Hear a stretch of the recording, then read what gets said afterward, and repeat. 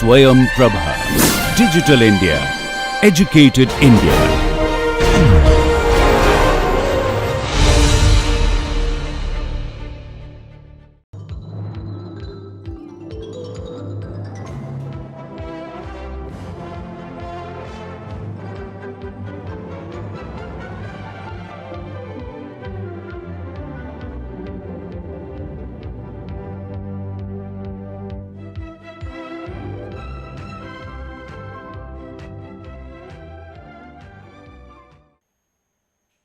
Welcome to module 7, lecture 3. In the lecture 2 of this module, we just introduced ourselves to shrinkage of concrete, the different types of shrinkage. Namely, we talked of chemical shrinkage, plastic shrinkage, autogenous shrinkage and drying shrinkage. So, we just the terminologies associated with them and what exactly they mean, we have defined them, and then we just stated the factors influencing the shrinkage. Today, first we will look into mechanisms of shrinkage, and then we will look into factors affecting shrinkage, and then prediction of drying shrinkage. This is the most important one amongst all them, particularly in normal concrete. So, we will look into this. So, mechanism of shrinkage, like creep, it is again generally related to adsorbed or interlayer water. Like creep, it is. So, that is why they are dealt together, usually shrinkage and creep, and they have similar sort of related mechanism with respect to microstructure of concrete. Then the movement of, so this is related to adsorbed or interlayer water. Movement of this water out of the gel results in reduction in volume of CH. Movement of this water, the gel water, interlayer water out of the gel results in reduction of volume of CHS. The capillary, calcium silicate hydrates. So, it actually results in reduction in the volume of CHS gel. Now, when something is drying, when let us say capillary, drying is taking place, drying is occurring, capillary tension is set up because there is an increase in the curvature of the menisci. Capillary tension is set up because of increase in the curvature of the menisci. So, when actually water is moved out, when water moves out, the menisci curvature increases and this sets up a kind of tension. This sets up a kind of tension. Increases the tension in a way. The tension, it increases the tension, and this is balanced by a compression. This is balanced by a compression in the system, in the CHS skeleton, and this induced balancing compression actually causes volume change. So, this is one of the theories that capillary menisci curvature increases when water is moving out. This is well understood, there is no problem about that. Change in the menisci because of withdrawal of water. So, as the water is withdrawn from the pores, capillary menisci, curvature of the capillary menisci will increase. It is inversely proportional to actually R. So, the smaller R, smaller the R, the larger is the curvature is proportional to that. So, it increases, larger is the curvature, and that is what happens. So, that induces there is a tension increase and it has to be balanced. So, there is a kind of compression is induced in the skeleton of CHS, results in volume change or shrinkage. At lower humidity, of course, change in surface energy of the CHS due to removal of firmly water molecule, adsorbed water molecule, is thought to be responsible for reduction of volume. So, you had adsorbed water molecule, water layers, absorbed water layer, and as you remove this. So, if you remove this one, remove adsorbed water. So, removal of adsorbed water, right, removal of adsorbed water results in change in surface energy, because this the adsorbed water was there very much, and the moment water goes away, there is a change in surface energy. Now, this results in actually forces causing kind of causing kind of pull within the material, and therefore, reduction in volume. So, this is another reason there is a collapse mechanism sort of. So, this results in adsorbed water removal can cause actually change in the volume or shrinkage. So, there is another theory. So, first one was capillary tension theory, as we said. Second one is surface energy. As we are removing the water, the surface energy changes occur, and that results in surface energy changes would occur, and that results in actually kind of change in volume or reduction in volume, and that is why shrinkage occurs. The another theory is that disjoining pressure, that of disjoining pressure.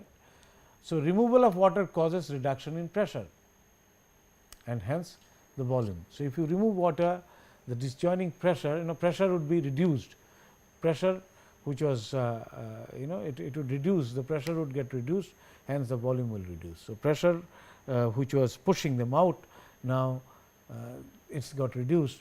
So, there will be in reduction in volume. So, pressure reduces, volume would also reduce, is that the idea. Pushing out pressure is reducing. So, there is a kind of change in the volume. So, this is all, this is another theory for shrinkage, and that these are the kind of theories that has been put forward to shrinkage in nutshell. These are the kind of possible theories that has been put up. But one thing is very clear, that it is a removal of water from the interlayer that causes shrinkage, So, removal of water may be even just internal removal from gel to capillary pores, because the capillary pores itself was got emptied, or change in the reduction in volume because of the one of course was related to chemical shrinkage, which is somewhat different. Chemical shrinkage was somewhat different, because the reaction products occupies less volume than the original volume, reactants volume. So, this is chemical shrinkage, but other cases can be associated with removal of water from the interlayer situation. So, particularly drying or similar shrinkage can be related to removal of water. So, since all these are happening, these processes are not reversible. For example, if you add water, some of the capillaries might change by this time, or some of the pores might have changed by this time because of the collapse mechanism, because of the shrinkage. The dimensions might have changed, or whatever, there may be changes, and then formation of additional breaking of some bonds, formation of additional bonds, that is possible. And because this processes phenomena, if you add water back, the pressure will not be same as what it was earlier. Similarly, the surface energy restoration, if you do by adding water back, it may not be same exactly as before. So, putting all this together, the shrinkage is not fully reversible, and this is possibly because of breaking of the bond, and possibly formation of additional bonds. So, that is what we understand about shrinkage, its mechanism sort of. But one thing is very clear, drying shrinkage is more prominent than other shrinkages in normal concrete. So, this what we talked was related to drying shrinkage, and this is prominent than other shrinkages in normal strength concrete. Autogeneous shrinkage, which we talked about in the previous lecture, this occurs in sealed specimen because of creation of empty spaces. See, originally water filled spaces, hydration reaction is occurring. So, originally water filled spaces So, this was water, this is cement. So, hydration reaction is occurring, this water gets consumed. Now, this is sealed, let us say this is all sealed, this is all sealed specimen.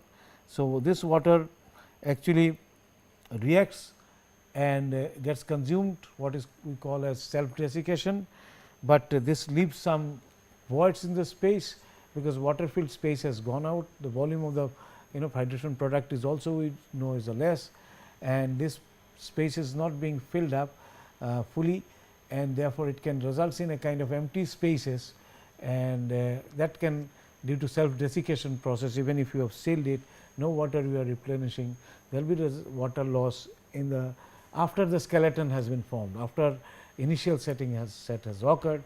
So, empty space remains even in sealed specimen, because the water has got lost.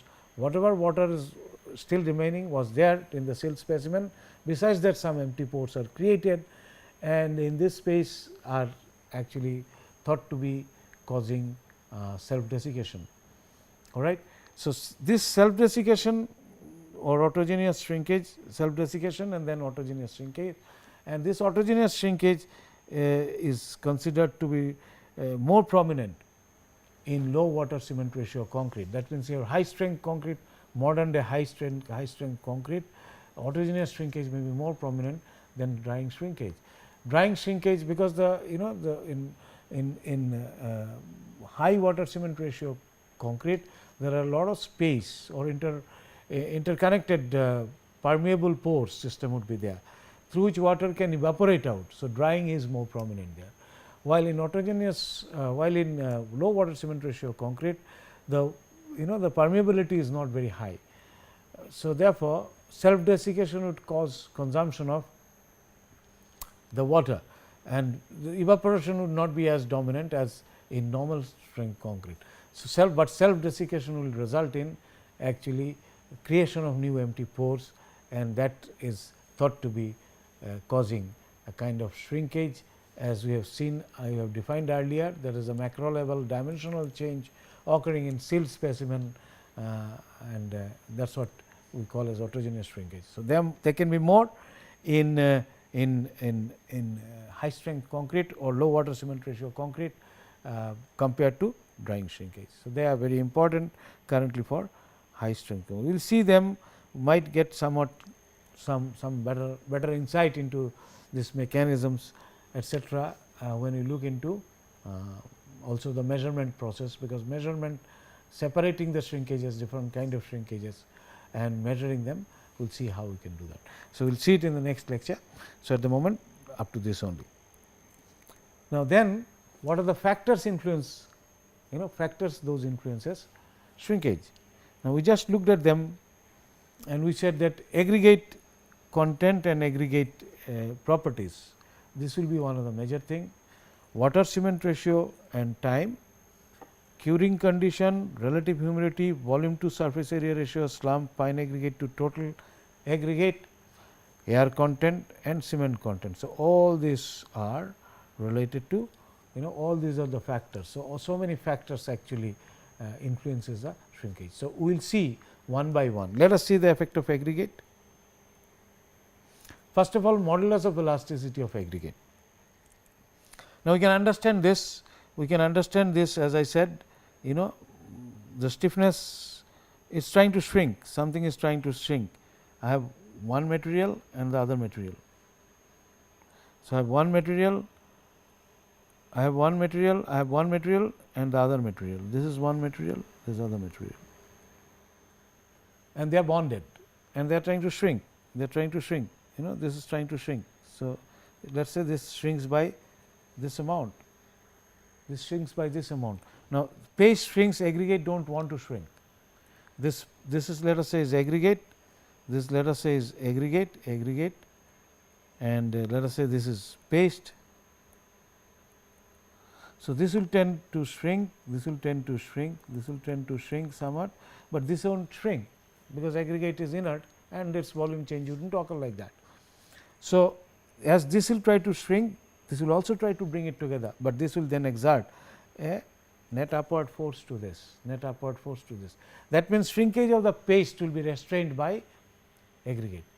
right, will be restrained by aggregate. Now, aggregate how much it will restrain? For same strain, the stress would be more if the modulus of elasticity is more. So, if this is high modulus of elasticity, this will actually share more load for the same strain, and it will be less loaded. Besides, it will actually provide that restraint more. So, modulus of elasticity has a role, modulus of elasticity has a role. So, aggregate modulus of elasticity. So, if you look at this, this is sandstone, this is shrinkage along this direction in micro strain, time in log scale, quartz. Now, quartz has got, it is very stiff. So, quartz is here, it is quartz is here, actually quartz is here, here is quartz, this is sandstone, this is limestone, this is granite, this is some gravel, this is basalt. So, it will depend upon stiffness of the aggregate itself. So, higher the modulus of elasticity, it would actually have less, shrinkage will be less, because it will restrain the shrinkage. So, shrinkage will be less. So, time in log scale along this direction, shrinkage along this direction, and different types of stones for same, all other things remaining same, and at different age shows less different shrinkage. So, stiffer one obviously will show less shrinkage in the concrete, less shrinkage in the concrete, all right, less shrinkage in the concrete, all right. So, higher modulus restrains shrinkage, that is what we are saying, higher modulus restrains shrinkage, higher modulus restrains shrinkage.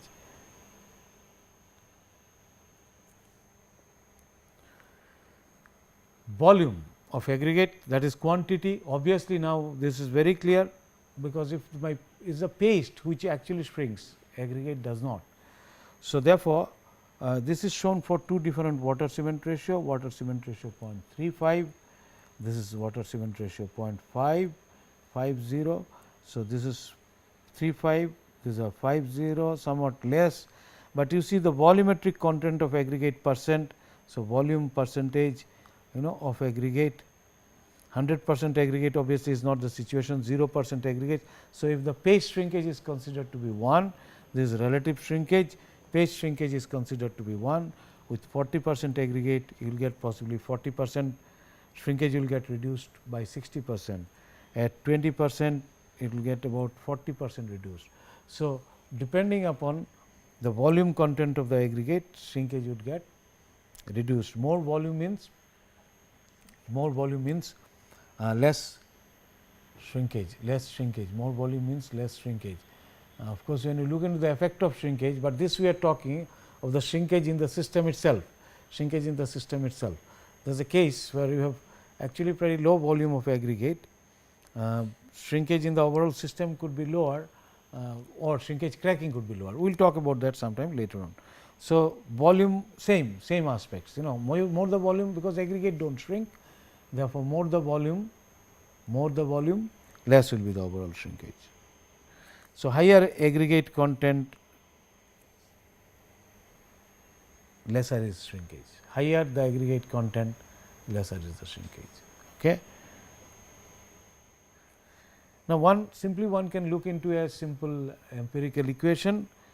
This is the shrinkage of concrete, it can be related to shrinkage of paste into 1 minus g to the power n, where g stands for aggregate content, n stands for a value of 1.7.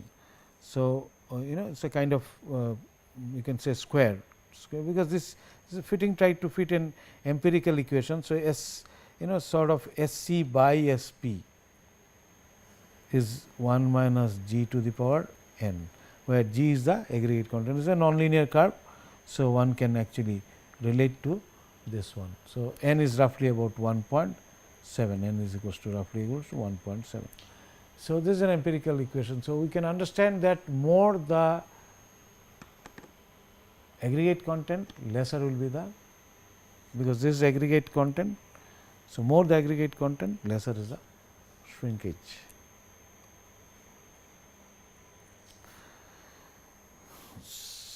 Water cement ratio, let us see water cement ratio. So, this is we are plotting against water cement ratio, and this is the shrinkage. Now, volumetric content of aggregate percent. This line is for 50% aggregate 50, this is for 60, this is 70 and this is 80. So, if you see 80%, aggregate is 80%, shrinkage will be lower, but as my water cement ratio increases, shrinkage increases. Water cement ratio increases, shrinkage increases. This we are talking mostly of the drying shrinkage. We are talking of normal strength concrete, not very low water cement ratio situation.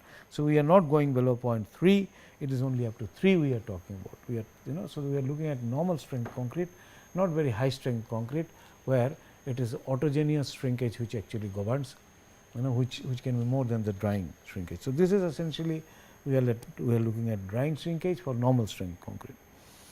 So, you see, as the water cement ratio increases, shrinkage increases in all cases, in all cases shrinkage increases as water cement ratio increases. Now, water cement ratio, increase in water cement ratio obviously would mean more capillary pores in the system, and which drying out, it is related to drying out, can easily dry out.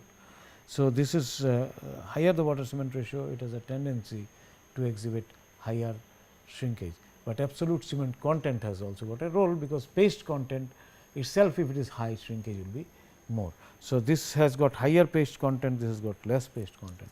In other words, water cement ratio is one issue, but paste content is also an important issue. Now, paste content means the is sum total of water plus cement. So, water plus cement. So, water plus cement divided by you can 1 and 3.15 specific. So, this is the volume of water plus cement. So, paste volume will be this, paste volume will be this. We are not talking of pozzolanic cement or anything of that kind. If that is there, that will also add to the paste. So, this divided by total volume obviously will give us relative paste content, total relative paste content. And if this is high, my shrinkage is higher. Shrinkage is higher because paste is what shrinks, aggregates do not shrink. All right. And in this one again, if the water to cement ratio is high, so higher W by C, shrinkage is more, higher shrinkage is more shrinkage is higher. So, for a given paste content, shrinkage increases with water cement ratio. For a given paste content, shrinkage increases with water cement ratio, because large amount of capillary pores, there is a possibility of more drying is possible, more water may move out, and even with larger capillaries, the scope of emptying the gel pore or interlayer water movement in the capillary space is now more. So, this is related to those aspects, this is related to those aspects. So, this was water cement ratio and of course, volume of aggregate. Then relative humidity and age. So, if this is age, we have seen earlier also, with age shrinkage increases. We have seen that earlier also, with age shrinkage increases, right, with age shrinkage increases, and in this case of course, there is a reduction if you have 100% relative humidity, which means that you will have some amount of swelling. So, this is 0 and this is 100% relative humidity, in fact, you will have swelling. So, this is swelling, actually this will be swelling, but if you have lesser 70%, 50%, so if you have lesser, shrinkage goes on increasing, but then it tends to be somewhat flattening out in the long run. It has a tendency to flatten out in the long run. All right. So, this is time and relative humidity. So, if it is fully saturated, there could be swelling. If the relative humidity is very high, close to 100% or just 90% or so, shrinkage will be very little, but it is all related to drying. So, one can understand when you have 50% relative humidity in the surrounding, which means that drying would occur, drying would occur by evaporation. So, capillary water will get out by evaporation, and as capillary tends to become dry, interlayer water will move out from gel pores, gel water will move out from gel pores to the capillary pores, and as we have said, drying mechanism involves movement of this water out, the shrinkage would actually occur. So, this is understandable, right. Now, volume to surface area ratio, volume to surface area ratio, it is almost similar to the situation of creep again, volume to surface, but volume to surface area ratio. So, if you have higher volume to surface area ratio, volume to surface area ratio. So, this is the volume is here, volume, and surface area is the peripheral surface area, in this case. So, this is the surface area, this is important. Now, surface area, volume to surface area ratio, if it is large, which means that I have got lesser surface area per unit volume, lesser surface area per unit volume. So, I will have less evaporation.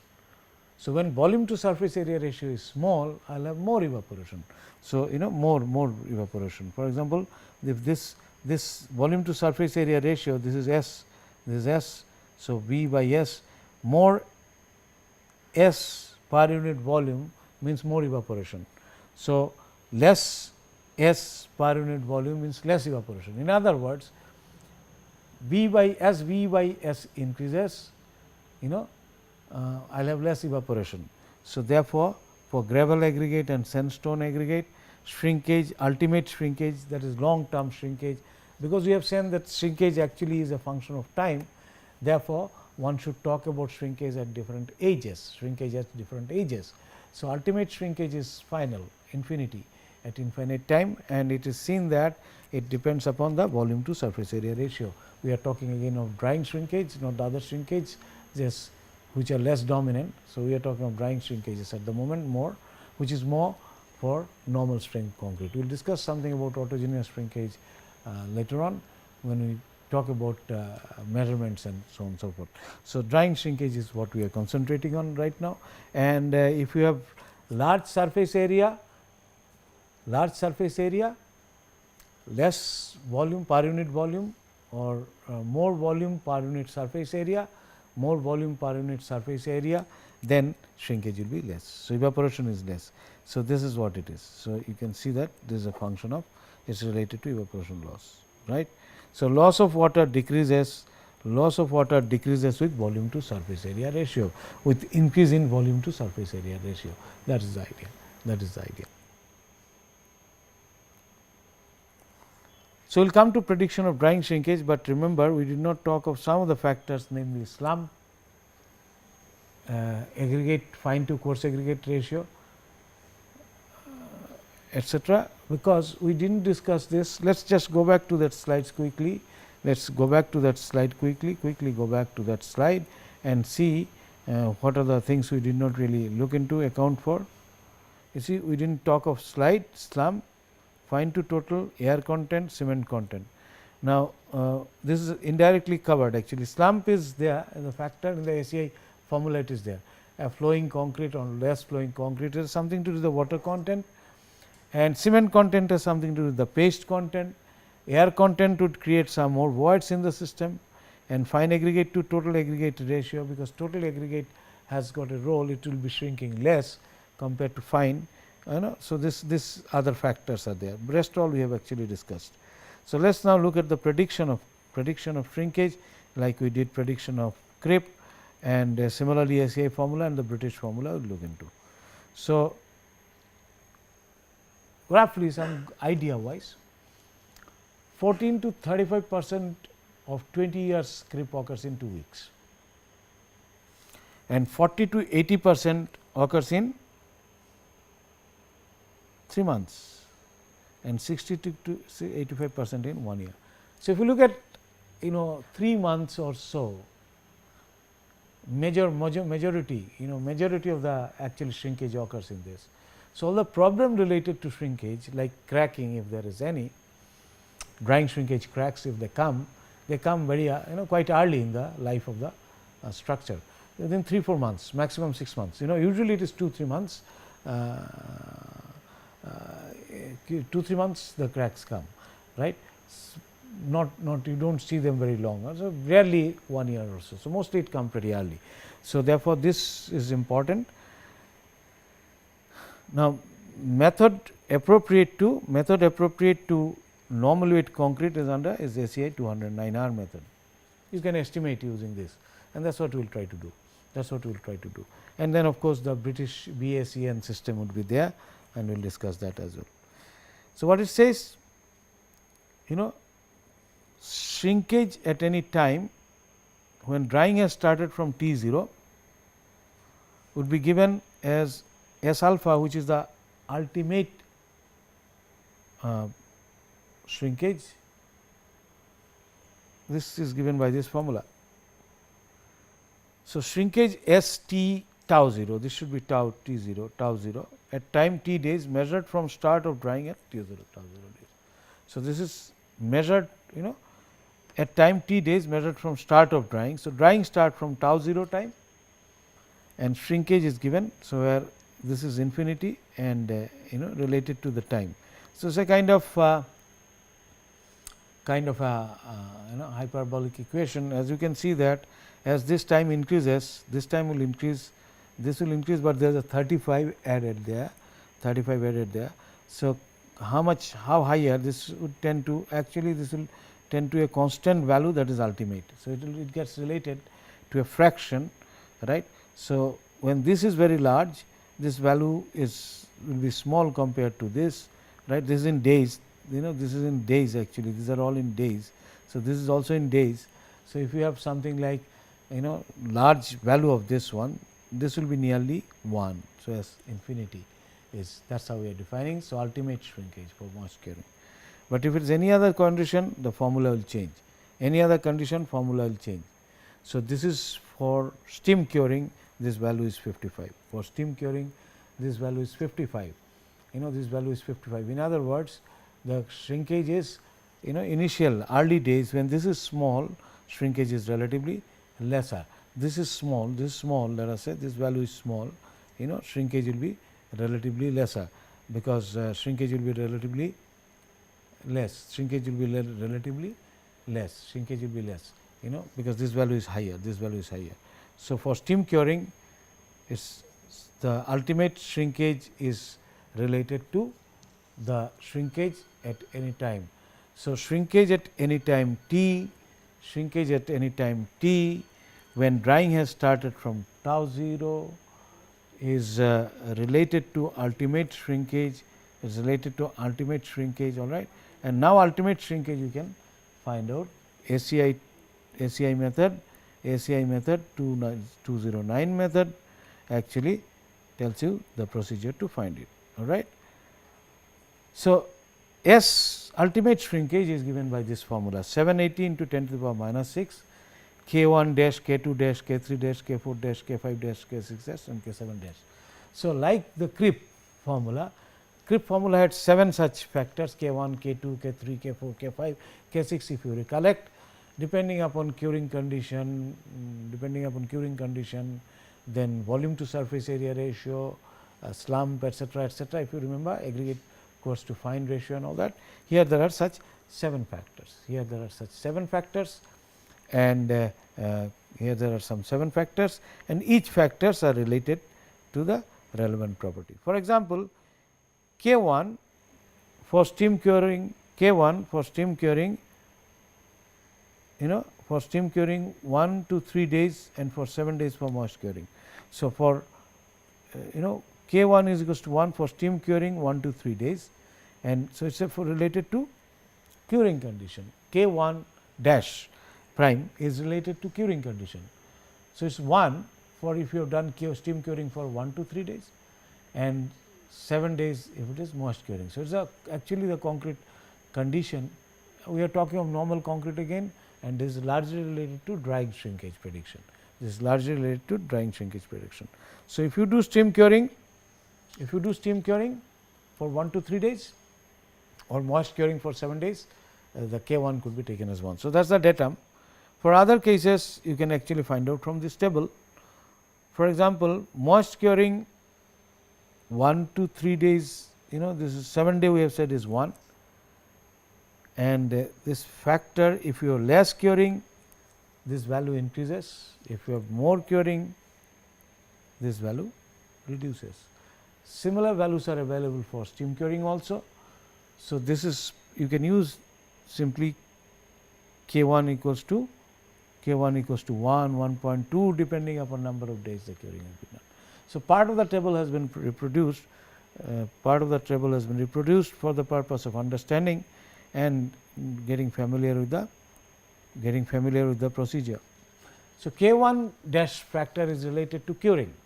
The table for steam curing is separate, or the way to find out is given, and that is given in the committee report ACI 209. I have just reproduced the normal moist curing scenario only. K2 dash is humidity coefficient. This is exposure condition. So, this is 1.40 minus 01 H, where H stands is relative humidity, where your relative humidity is 40 to 80%, and this value is different if your humidity is more than 100%. In fact, this will be much less, as one can see. 30 K2 factor would be 82 H relative humidity, 82. So, this formula is given this. For example, you take, let us say, 40% relative humidity. So, K2 dash would be equals to 1.40 minus 0.01 into 40.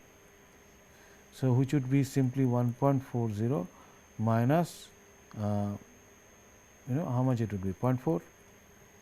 1% of 40 is 0.4, 0.04, 0.4. 1% of 40 would be 0.4. So, this is simply 1. And if it is 80 in this formula, let us put it. So, 300 minus 0.03 into, let us say, 0.8 or 80. So, this should be this is for 80. You can find out from this formula also. So, from this formula, if I find out, I get 3 minus 80 into 0.03. So, this would be 2.4, which is 0.6. And if I put in this formula 1.40 into 80, let us say, just rub this off, this I am just rubbing off. So, this is 80 and 80 is 1.4 minus 0.8, which will be 0.6 again. So, from both the formula you get it because here the multiplying factor is more, right. So, this value is more, but this multiplying factor is more. For example, if you have 100, then this will be simply 0. If you put H is equals to 100, then it is simply 0. So, actually there is no shrinkage if it is 100% relative humidity. So, this is a factor related to relative humidity, this is a factor related to relative humidity. Now, volume to surface area ratio, K3 depends on the member volume to surface area ratio, and this is a part of the table. If it is 12.5, it is 1.35. We said that surface area more means more evaporation. So, as this increases, there will be reduction and this reduces. So, 37.5 has been taken as a base case, and if it is less than that, then you will have more values. So, K3 dash depends upon volume to surface area ratio, right, volume to surface area ratio. So, for any other values other than 37.5 is given by this kind of formulae. For example, if it is more than 37.5, but less than 95, then the formula is given as 1.23 minus 0.006 V by S and T minus T0 less than 1 year. If this is more than 1 year, for these cases the formula is given 0.006 is fine, but this is 1.17. So, this basically depending upon the age. So, if it is less than 1 year, the value is something like this. If it is more than 1 year, the value is something like this, and if it is more than 95 centimeter, this is given by this formula for B is greater than. So, it is 1.2 exponential of 0.00473 V by S.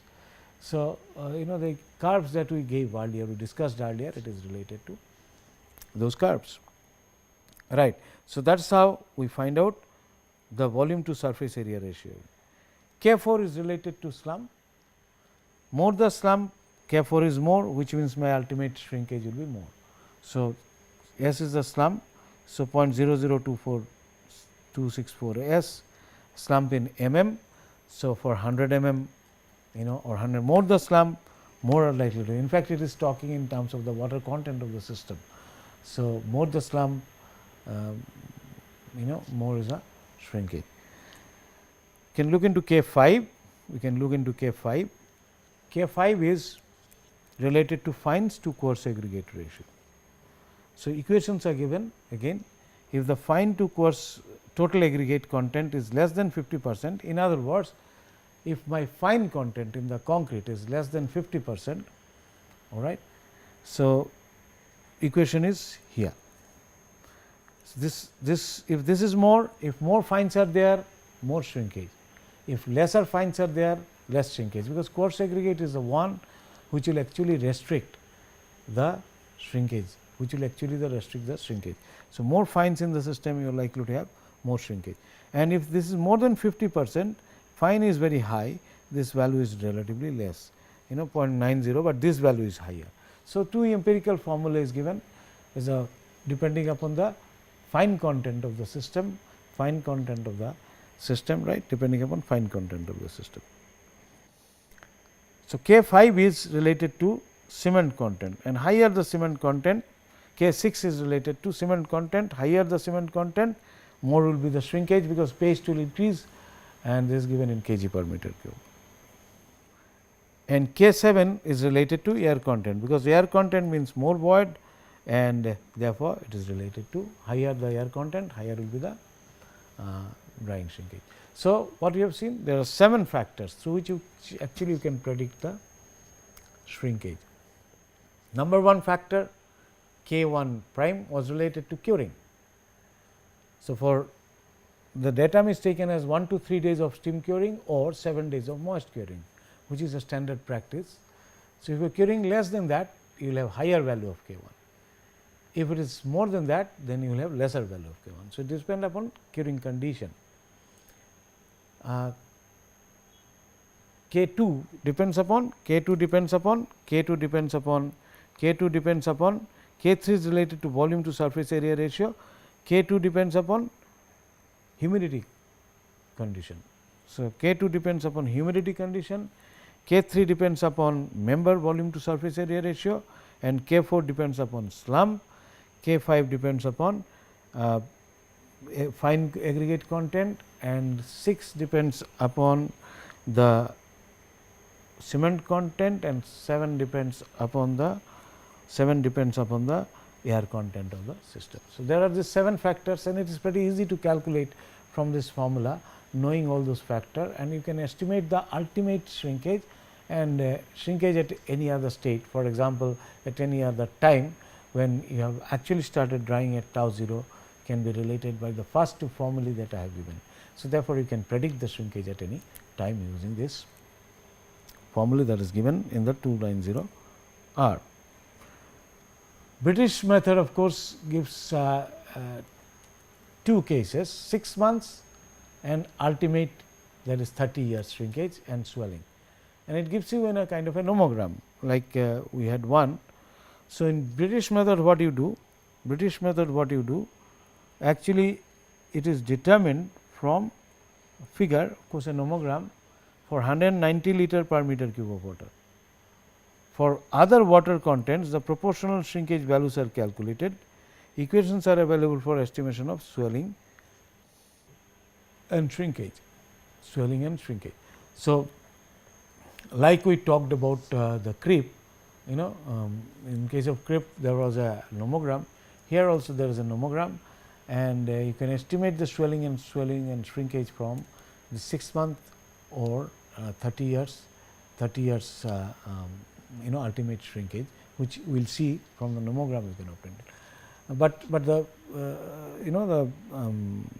this method of course is referring to a nomogram. It's also slightly less elaborate, because you can see the factors that it takes into account, while the ACI method of course is definitely more elaborate, taking as many factors as possible, 7 factors as we have seen, and it is easy to implement in a Microsoft Excel or some such sort of a spreadsheet or similar sort of thing. So, it is easy to actually utilize the method. So, their first formula is S T and T is in tau 0 is S 28 days, 100 3.61 ln t minus tau minus tau 0 minus 12.05 to the power half.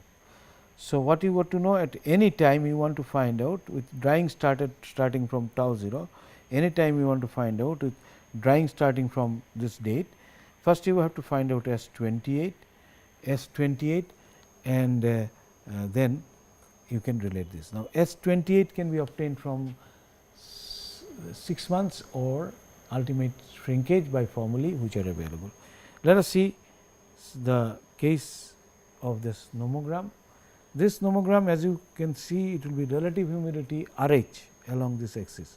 So, it varies from 20 to 100, and this is the average humidity in United Kingdom condition, this is the average humidity in average relative humidity inside in UK, but elsewhere it could be different. So, this side is shrinkage, this is swelling.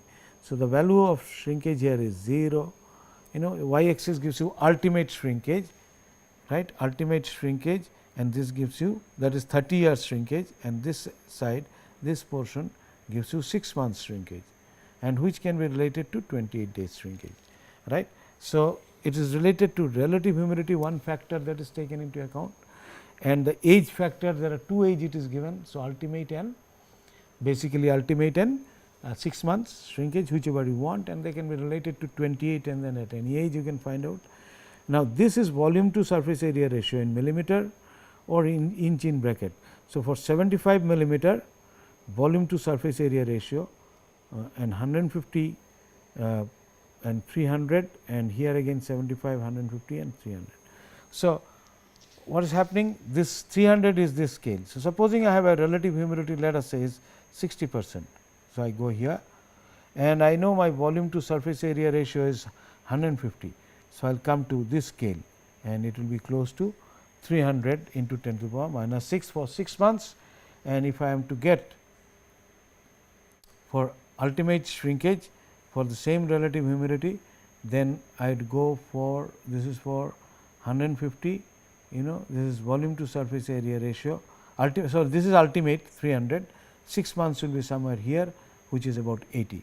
So, for 60% relative humidity, if I have a volume to surface area ratio is close to 150, I will have 300 microstrains after 30 years, while I will have about 80 microstrains after 6 months. Now, anything anywhere in between, you can, for example, this scale, this is graduated. So, if you have volume to surface area ratio say 145, sorry, this is this is graduated from microstrain 145, then you have to actually interpolate between these two. You can determine for 75 and determine from 150, and then possibly and then for 300 also, but they are not linearly varying. While this is 450, this is 400, along this line this will be 400, less than 400, and this will be much less than 350. So, one can even plot a curve with 3 points and then interpolate. So, some kind of interpolation is possible, but this you can see is relatively less elaborate. Besides, it is less elaborate. Besides, actually graphs are really cumbersome these days. So, what you have on this scale is relative humidity 20 to 100. This curve is there, which you can use in this nomogram. Here the for ultimate crepe 3 volume to surface area ratios are given, and from this curve you can arrive at the ultimate shrinkage, knowing the volume to surface area ratio that you are working on. For 6 months shrinkage, you are on this side. So, therefore, what we see is that both this method can predict the shrinkage. So, let us summarize this then. To summarize this, essentially what we have looked into? We have looked into mechanisms of shrinkage today, and we have explained fully that it is how it is related to interlayer movement of interlayer water, and the theories those are available. We have put them forward, and we have understood that it cannot be reversible. But you see, this when you have more than one theories, it's not very easy to come out with a generalized mathematical formulation. So, therefore, you have empirical formulas of prediction of this one. So, we have seen on what does it vary, what does it vary actually, what are the factors on which it vary. We looked into mechanism, then we looked into factors on what it varies, and then the prediction as per various codes, that is what we do. So, factors, major factors that we have seen of course is relative humidity, curing condition, relative humidity condition, volume to surface area ratio, and fine aggregate content in the total aggregate system, slump, air content, etc. Now, some of those factors and aggregate, of course, the aggregate type we have seen. So, what are the basically factors which affect that we have seen, and then we have seen the predicting formulae, and we have also understood that it is possibly easier to predict through the ACI method rather than the British method which is existing. Right. So, the next thing that we will be discussing in the next class is the measurement of shrinkage. Now, the Leach-Ateliers methods were used for measurement of shrinkage of paste conventionally, and other is the chemical shrinkage. So, some modern methods are there, that is what we will look into, and then potential of shrinkage cracks that can occur, that is what we shall be looking into the next class. Right. So, with that actually we will conclude our discussion today. Thank you.